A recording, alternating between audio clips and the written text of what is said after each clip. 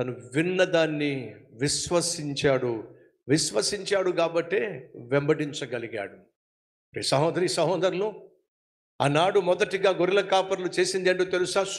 సువార్తమానమును విన్నారో, విన్న తర్వాత వాళ్ళు ఏం చేశారు?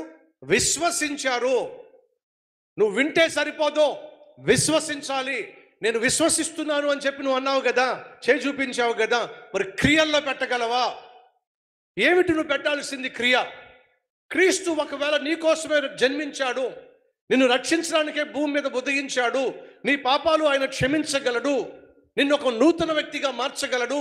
నీకున్న అపవిత్రమైన అలవాట్లన్నింటినీ కూడా కొట్టివేసి, తీసివేసి, అపవిత్రమైన పాప బంధకాల్లో నుంచి నిన్ను విడిపించి ఒక నూతన వ్యక్తిగా నిన్ను మార్చగలడు అని నువ్వు నమ్ముతున్నావా? నమ్ముతున్నట్లయితే నా ప్రభు ఈరోజే నీలో ఉన్న ప్రతి పాత రోత జీవితాన్ని తీసివేసి, అపవిత్రమైనటువంటి జీవితాన్ని తీసివేసి, అడ్డమైన అలవాట్లకు బానిసైనటువంటి నిన్ను ఈరోజే ఒక నూతన వ్యక్తిగా మార్చగలడు. నమ్ముతున్నావా? యేసుక్రీస్తు జీవితాలు మార్చగలడు అనేటటువంటి వార్త నేను విన్నా. ఎప్పుడు?